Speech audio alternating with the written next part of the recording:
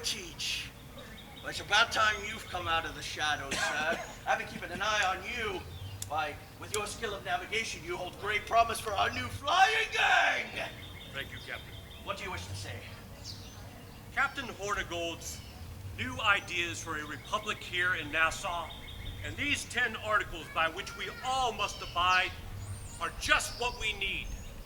But there is one thing more. We need a captain of captains, and I know of no one more suited than Captain Hornigold himself. He is the most experienced, he is an honest man, and he is courageous. I have seen him stand up to those among us who would have us become a lawless rabble. What say you, men? Will you elect this man to become our captain? Aye. Ah, we're all in agreement. 3 huzzahs for Captain Hornigold. Huzzah! Huzzah! Huzzah! I am very appreciative of your faith in me, Edward, most unexpected. I am appreciative of you as well. Now, to show my appreciation, I am naming you sailing master of my flagship, the Marianne. And as you know, tomorrow morning, we sail on the morning tide for Spanish Florida to dive their treasure wrecks. I will make ready the ship, Captain. Good man. And so it began. And instead of taking half, I'm going to take everything. Who votes for half and go along your merry way? Yes. Oh, about half. Where's John? We're going to need one less bus. Going back to port. Sure. Well, normally it worked out for us, you see. So that's what we do. Now, tough bunch. For you, sir, this is what I suggest. Since you're so tall and imposing, grow out your hair long like we do, and grow out your beard long as well. I can do that. Good. Then once your beard is long, braid it. Braid it. Yes. And then, I want you to put bright red ribbons in it. Bright red ribbons in my beard. Yes, sir.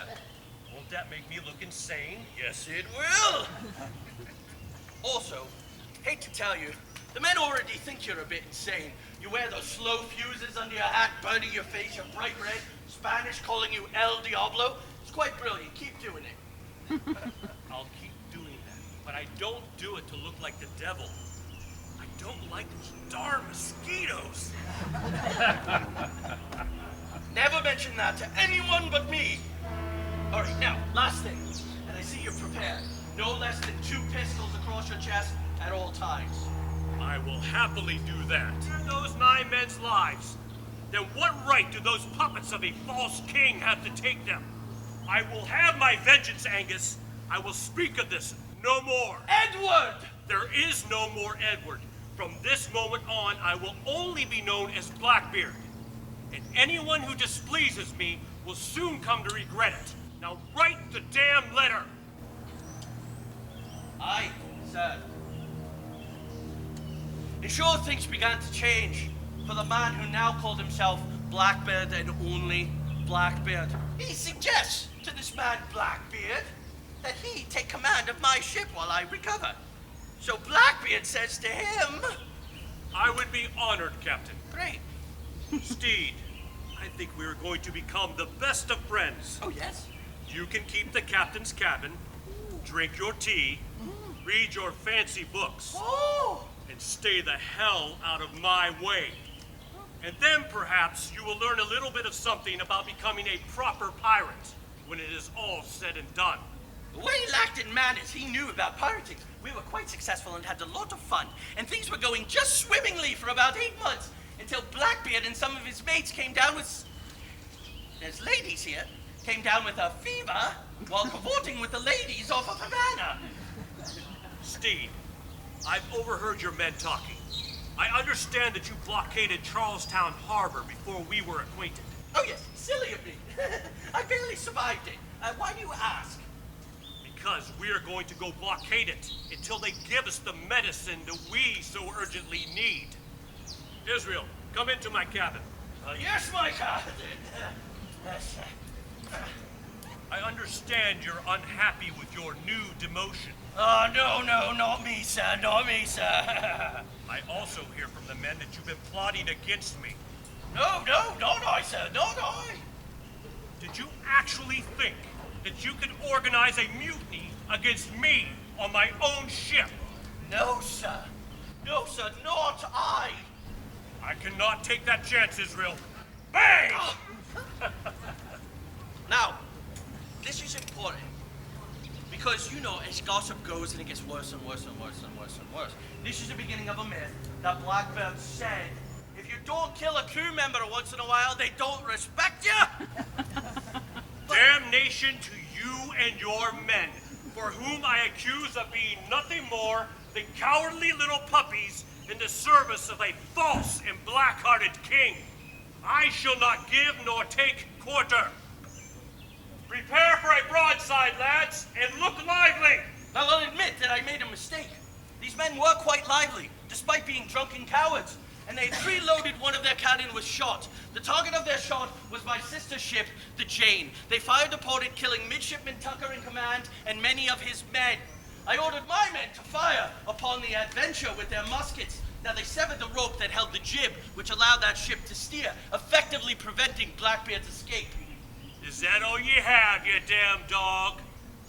Let them feel the kiss of our railguns, lads! And feel the kiss of their railguns we did, the target now being my ship, the Ranger. 10 men lay wounded and 6 dead all around me. Look at them fall like flies! Forward to their ship! And make ye ready to board her! Now, we were outnumbered at this point and my men were tired and a little bit afraid. I can't believe I told you that. And anyway, I come up with a plan. We hide below decks. We close the hatches. We let him think that he's killed every last one of us. We hear his ship approach. Hull, it's hull. Grappling hooks come over, lashing the two ships together. As they begin to walk off, we spring! Now as commander of this expedition and the bravest and most capable fighter amongst us, I claim Blackbeard for myself. And we begin to fight! Now, I should have run him through immediately. I went right through his torso. You see why we don't do it. But it hits his cartridge box. The man doubles over. He has the luck of the devil. He recovers, hits me in the hand, splits open my knuckles, cracks the hilt of my sword, and we begin to go again. Now, I look at the man. He has 20 knife wounds in him. He has 5 musket shots in him, but still he fights. We fight and fight. A Highlander on my crew comes up behind him, and he hits him where his neck meets his shoulder with a mighty sword blast. Does the man die? No, he's possessed by the devil. He turns around with glowing red eyes, and he says, "Have at it again, man!" And this time finish the job. Well, the Highlander obliged and severed Blackbeard's head from his body. The engagement was over. It took all of a minute and a half. We took Blackbeard's headless body, we threw it overboard, and it swam around the ship 3 times. You laugh? It happened. Now, to prove it to you, all heard of Benjamin Franklin? Yes. He was 13 years old at the time. He was a printer's devil, an apprentice, and he fancied himself a poet. And so he wrote a poem that ends thusly. "Better to swim in the sea below than hang in the air and feel the crow," said jolly Ned Teach of Bristol. What is this? Let's give a round of applause to my friend Blackbeard. He's come a long way over the